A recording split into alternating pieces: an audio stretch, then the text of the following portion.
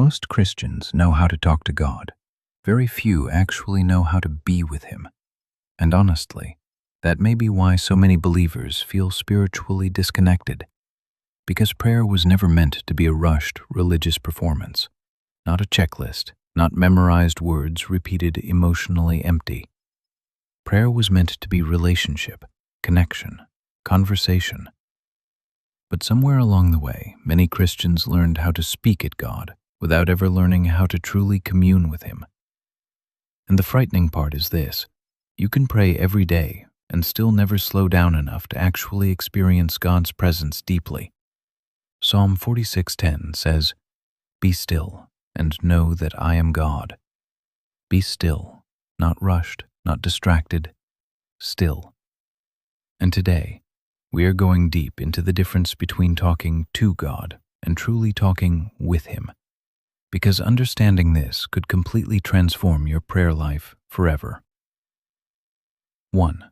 Many people treat prayer like a monologue. Let's start with an uncomfortable truth. Many Christians pray like God is a voicemail system. They speak, ask for things, repeat requests, then immediately leave. No silence, no listening, no stillness. Imagine treating every human relationship that way, talking constantly without ever pausing to listen. That is not intimacy. That is a speech. Jeremiah 33:3 says, "Call to me, and I will answer you." Notice something important. God does not only invite speaking, He promises response. But many believers are so busy talking, they never create space to recognize His voice. And no, God's voice is not always audible. Sometimes He speaks through conviction, scripture, peace, wisdom, stillness. But if your spiritual life is constantly noisy, you may miss Him completely. 2. God cares about honesty, not performance. This changes prayer completely for many people. God does not need impressive religious language. Some Christians feel pressure to sound spiritual while praying. Long phrases, perfect wording, carefully polished prayers. But Jesus specifically warned about performative prayer. Matthew 6:7 says, "When you pray, do not keep on babbling like pagans, for they think they will be heard because of their many words." God is not impressed by performance. He wants honesty, real relationship. Some of the deepest prayers in Scripture were painfully raw. David cried, questioned, wrestled emotionally. Even Jesus prayed honestly in Gethsemane, saying, "My soul is overwhelmed with sorrow." Prayer becomes powerful when you stop trying to sound spiritual and start becoming real before God. 3. Talking with God requires stillness. Most people are constantly distracted now. Phones, noise, social media, entertainment, and honestly, many believers have lost the ability to sit quietly with God. 1 Kings 19 describes Elijah expecting God through dramatic signs: wind, earthquake, fire. But Scripture says God finally came through, a gentle whisper. A whisper requires closeness and attention, and some Christians cannot hear God clearly because their lives never slow down enough emotionally. Talking with God means learning how to sit in His presence without rushing constantly.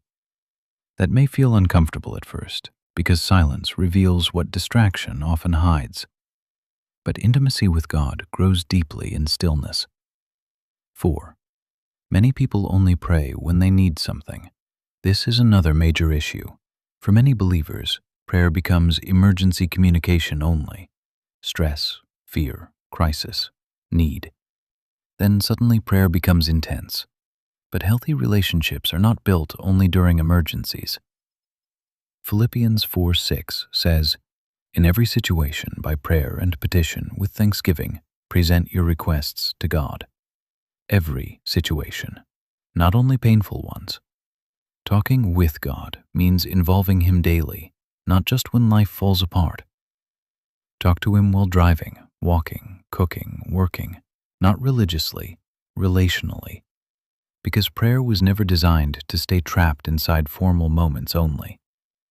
5.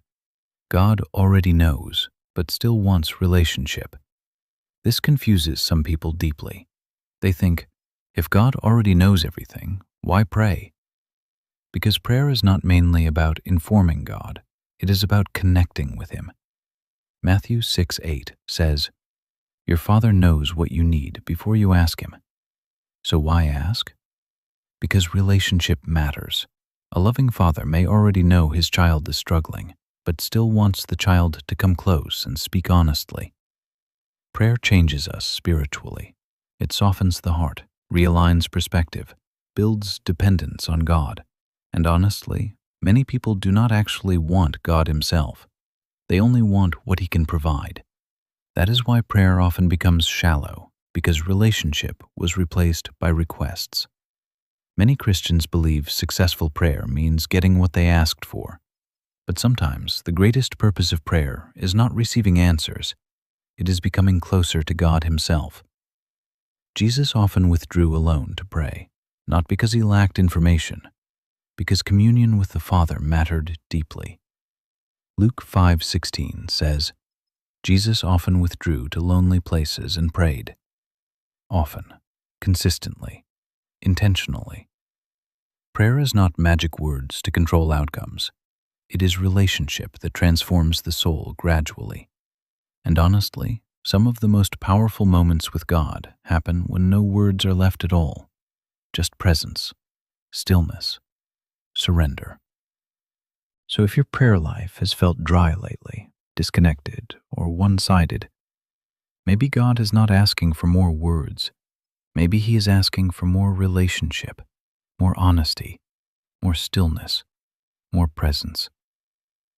James 4:8 says, "Draw near to God, and He will draw near to you." Notice the invitation.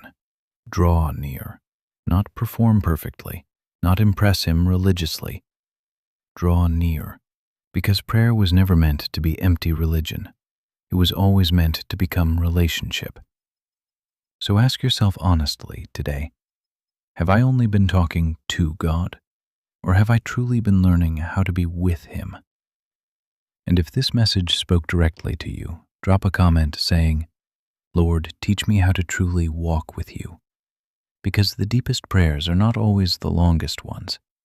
They are the ones that bring people genuinely closer to God.